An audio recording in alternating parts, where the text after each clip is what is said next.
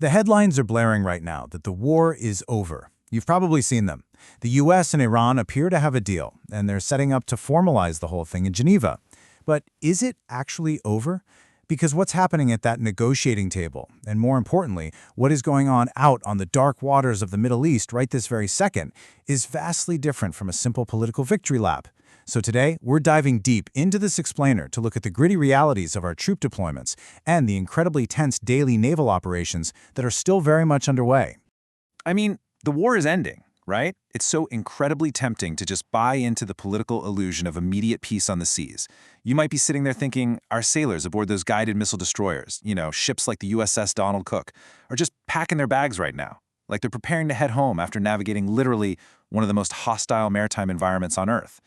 But let me tell you, the suspense out there is real, because the daily operations for our troops, they are far, far from winding down. Let's just go ahead and shatter that illusion of an immediate homecoming right now. 50,000. During Operation Epic Fury, the United States executed one of the largest military buildups in the Middle East that we've seen in years. We swelled our troop presence to over 50,000 personnel.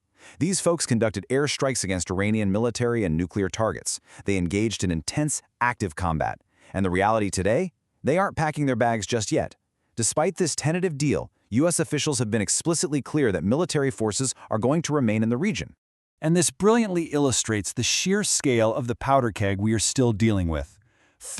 At the absolute height of this conflict, there were 3 U.S. aircraft carriers operating simultaneously in the region.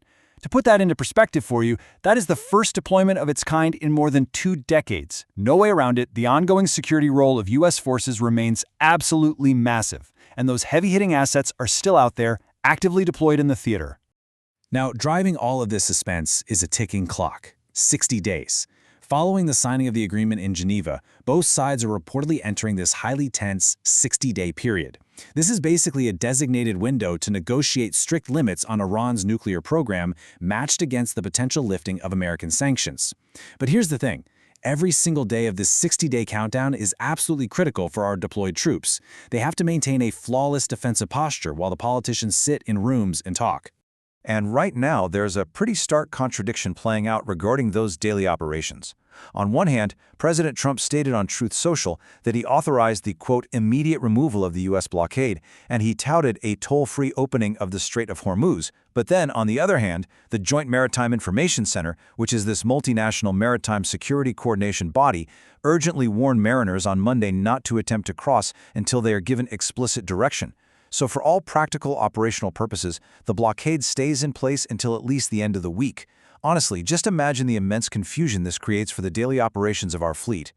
So the absolutely crucial point here is understanding what our service members are actually doing out there on the water right now. I want you to put yourself in their boots for just a second. They just spent months enforcing a highly dangerous active naval blockade against Iranian ports. Central Command reports they actively guided commercial ships right through incoming Iranian attacks. They disabled 9 non-compliant vessels. They redirected a staggering 135 ships. This isn't just routine patrol duty, right? This is high-stakes, highly volatile maritime enforcement that requires constant 24/7 vigilance. And then, there's the threat lurking right beneath the surface. 5,000. Before this war even started, U.S. intelligence officials estimated that Iran possessed around 5,000 naval mines. 5,000 hidden, indiscriminate explosives, potentially waiting just beneath the surface of the water in literally one of the most congested shipping lanes on planet Earth. And that brings us to the gripping, white-knuckle reality of what our naval forces are actually preparing for next. Hunting these hidden dangers is a painstaking process. First, they have to sit tight and await the final agreement. Then, Central Command is going to deploy specialized tools, including underwater drones, to hunt for these hidden explosives in the pitch-dark water. The president even noted at the G7 meetings that forces are already doing, quote, a little hunting for a couple of mines they've already found. Finally, they have to execute a massive clearing mission that reports indicate will span several months. This is incredibly dangerous daily work. Now you might be asking, why take on this incredibly dangerous mine-clearing mission at all? Why does this matter to you and me sitting at home? Well, because the Strait of Hormuz historically carries nearly a fifth of the world's global oil supplies. The economic stakes for the entire planet are just astronomical. If commercial shipping cannot safely navigate these waters without the constant fear of hitting a naval mine, the global economy shudders. That is the immense, real-world responsibility resting squarely on the shoulders of our deployed troops right now. Fortunately, they aren't going to be entirely alone forever. Right now, European allies are awaiting the official verified end of hostilities. But within 2 to 3 days, as French President Emmanuel Macron stated, the aircraft carrier Charles de Gaulle could deploy with its own mine-clearing capabilities. And looking months ahead, we could actually see European vessel escort missions aimed at fully restoring commercial shipping. But, and this is a big but, they have heavily stressed they will only step in after the fighting is truly officially over. Which perfectly brings us to the current uncompromising posture of our forces. Defense Secretary Pete Hegseth recently made it very clear, saying, "Our military posture will be whatever it needs to be to ensure they're compelled over these 60 days that they live up to what they said they will do." That really tells you everything you need to know. The military remains fully locked and loaded during this transitional phase. They are standing to watch, ensuring that every single term of the Memorandum of Understanding is actually met. Ultimately, any reduction in forces depends entirely on a final deal. As one U.S. official briefed to ABC News, the agreement contemplates the reduction in military forces only upon a final deal, adding, quote, "We want to see again that the Iranians do what they promise, and honestly, here's the kicker. Military operations could instantly resume if these talks fail. Both U.S. officials and President Trump have made it crystal clear. If the negotiations fall apart, this war could be back on in a heartbeat."